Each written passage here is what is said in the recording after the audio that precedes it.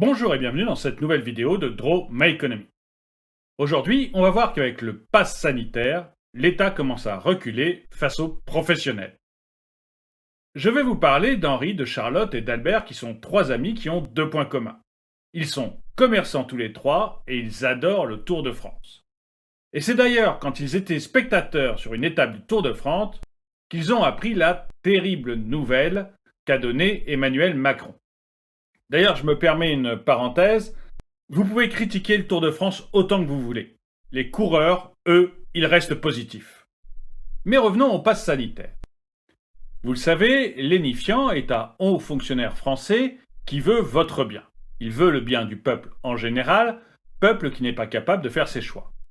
L'énifiant conseille régulièrement le gouvernement. Il l'a conseillé sur la gestion des masques, puis il lui a affirmé que le virus n'avait pas de passeport, qu'il était inutile de fermer les frontières, puis il l'a aidé dans la gestion des hôpitaux, il lui a affirmé qu'on ne pouvait pas augmenter le nombre de lits en réanimation, il l'a aidé sur tout ce qui est confinement, et aujourd'hui, fort de ses multiples expériences et de toutes ses grandes réussites, il a aidé au déconfinement de juin.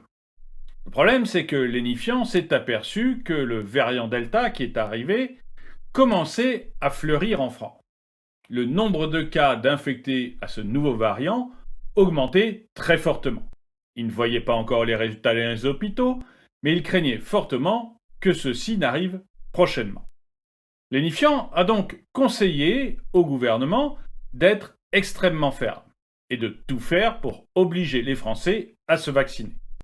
Et c'est donc alors qu'ils assistaient au Tour de France que Henri, Charlotte et Albert ont entendu l'allocution qu'Emmanuel Macron a faite sur les conseils de l'énifiant.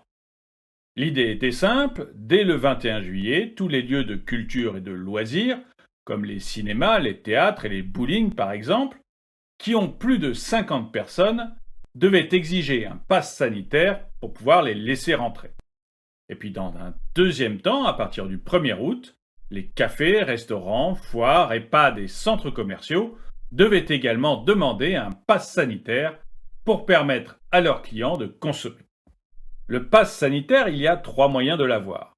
Soit un test virologique négatif, que ce soit un test PCR ou un test antigénique, soit un certificat de rétablissement suite à un Covid positif de moins de 6 mois, soit avoir eu un cycle de vaccination complet.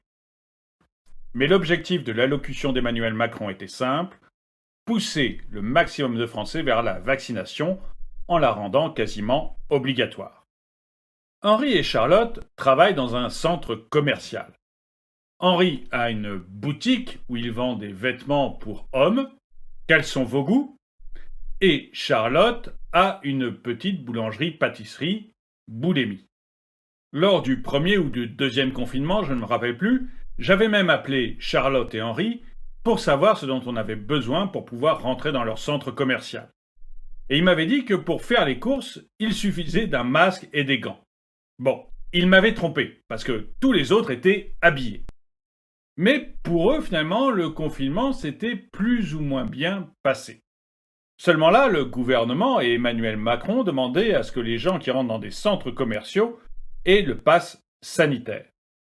Et comme il n'y a que la moitié de la population qui est doublement vaccinée, cela diminuait automatiquement la clientèle de Henri et de Charlotte de moitié. Parce qu'il y a très peu de chances que vous alliez faire un test PCR juste avant d'aller dans votre centre commercial. Et là, c'est le Conseil d'État qui est venu au secours d'Henri et Charlotte.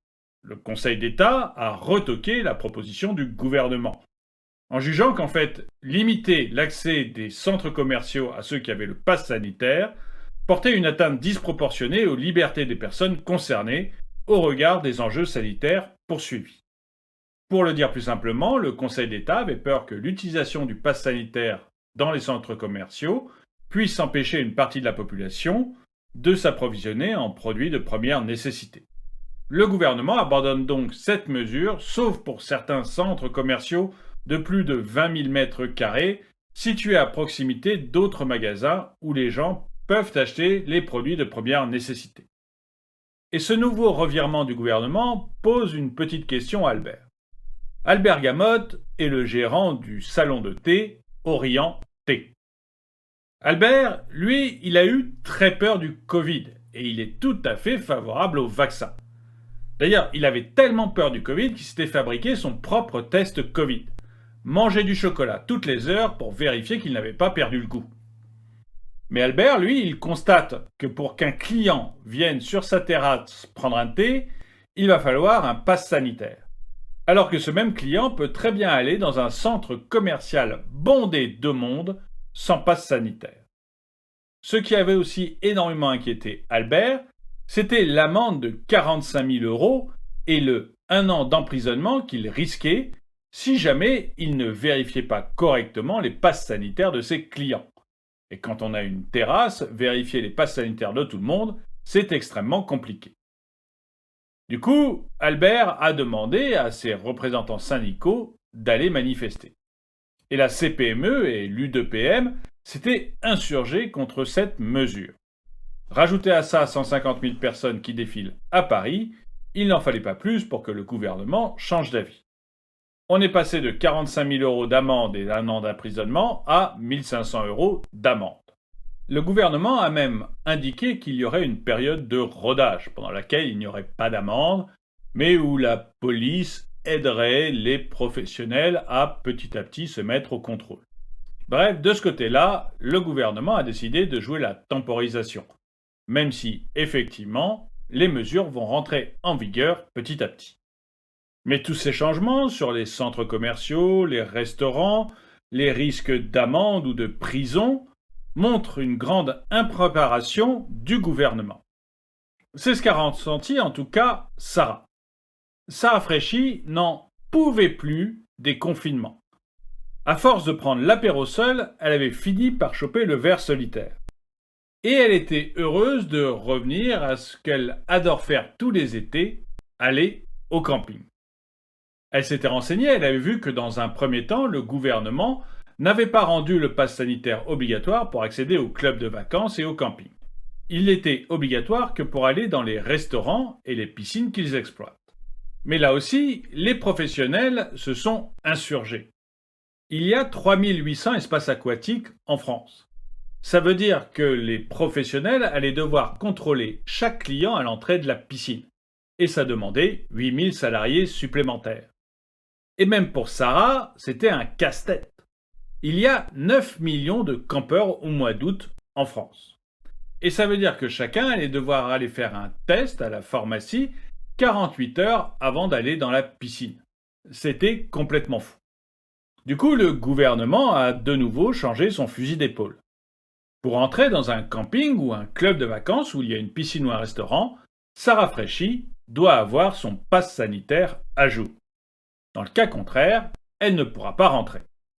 Par contre, après, une fois dans le club, elle pourra tranquillement aller au restaurant ou à la piscine sans avoir à montrer de nouveau son pass sanitaire.